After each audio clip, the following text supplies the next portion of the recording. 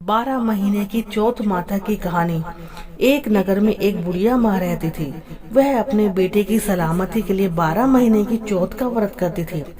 हर चौथ को वह पंसारी से थोड़ा सा गुड़ और घी लाकर 4 लड्डू बनाती, एक बेटे को देती, एक से वह पूजा करती थी, एक हथकार के लिए निकालती और एक चांद उगने पर खुद खा लेती थी।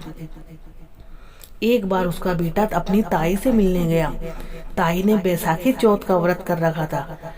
ताई से पूछा, माँ तो 12 चौथ व्रत करती है। ताई बोली, तेरी माँ तेरी कमाई से तर माल खाने के लिए चौथ का व्रत करती है।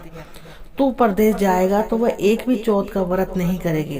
लड़के को लगा ताई सब ठीक कह रही है। घर आकर उसने माँ से कहा, मैं परदेश जा रहा हूँ, यहाँ तो मेरी कमाई खाने पीने में ही उड़ा देती है। माँ ने समझाकर रोकना चाहा पर बेटा नहीं माना। माँ ने उसे साथ ले जाने के लिए चौथ माता की आंखें उसे दी और कहा, मुसीबत में ये आंखें तेरी मदद करेगी। ये आंखें लेकर वह रवाना हो गया।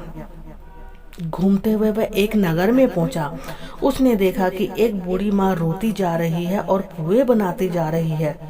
उसने कारण पूछा तो बूढ़ी माँ ने कहा, बेटा इस नगर में एक पहाड़ी पर एक दैत्य रहता है।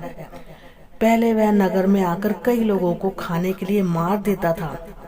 अब राजा हर घर से एक आदमी दैत्य के पास भेजता है और आज मेरे बेटे की बारी है, इसलिए मैं रो रही हूँ और उसी के लिए ये पुए बना रही हूँ।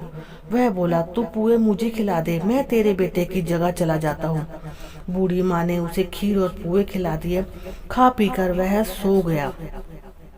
रात को राजा के सैनिक आए तो बूढ़ी माँ ने उस बेटे को भेज दिया। दैत्य के सामने पहुंचकर उसने चौथ माता की आंखें दैत्य की तरफ फेंक दिए और कहा, हे चौथ माता, यदि मेरी माँ मेरी सलामती के लिए चौथ का व्रत करती है तो दैत्य का सिर कटकर जमीन पर गिर जावे। तुरंत ही दैत्य का सिर कट गया। लड़का वापस आ गया। राजा ने उसे उपहार देकर विदा किया। चलते हुए एक दूसरे राजा के नगर में पहुंचा। इस राज्य में आवा तभी पकता था जब एक इंसान की बलि दी जाती थी। सिपाहियों ने उसे पकड़कर आवे में चुन दिया। लड़के ने आंखें आवे में डालकर कहा, हे चौथ माता, यदि मेरी माँ मेरे लिए व्रत करती है तो आवा मेरी बलि लिए बिना ही झट से पक जावे। आवा तुरंत पक गए। आवे में से मिट्टी की जगह सोने चांदी के बर्तन निकले। अंदर से लड़का बोला कि बर्तन धीरे धीरे निकालना, मुझे लग नहीं जाए। राजा ने उसे निकलवाया और उससे पूछा, आवे से तुम कैसे बच गए? लड़के ने बताया कि उसकी माँ चौथ माता का व्रत करती है, व्रत के कारण ही आज वह बच पाया है। राजा को विश्वास नहीं हुआ। उसने एक चांदी की सुराही मंगाई और कहा कि सुराही की नली से निकलकर दिखाओ तो मुझे विश्वास होगा। लड़के ने चौथ माता को याद करके आंखें सुराही में डाले और कहा, मैं भंवरा बनूं, सुराही से निकलूं। लड़का भंवरा बनकर सुराही से निकल गया। राजा ने खुश होकर राजकुमारी की शादी उसके साथ करवाई और सभी लोगों को चौथ माता का व्रत करने को कहा। उसे अपनी माँ की याद आई। उसने राजा के पास जाकर खुद के नगर जाने की इच्छा जाहिर की। राजा ने रथ, घोड़ा, हाथी और खूब सारा दान दहेज देकर उसको विदा किया। चौथ के दिन अपने नगर पहुंचा। वह अकेला पंसारी के यहाँ माँ का इंतजार करने लगा। सोचा, चौथ है, यहाँ तो माँ आज जरूर आएगी। थोड़ी देर बाद लकड़ी के टेकते हुए उसकी माँ उसे आती दिखाई दी। उसकी माँ की आंखों में जाले आने के कारण दिखना उसको कम हो गया था।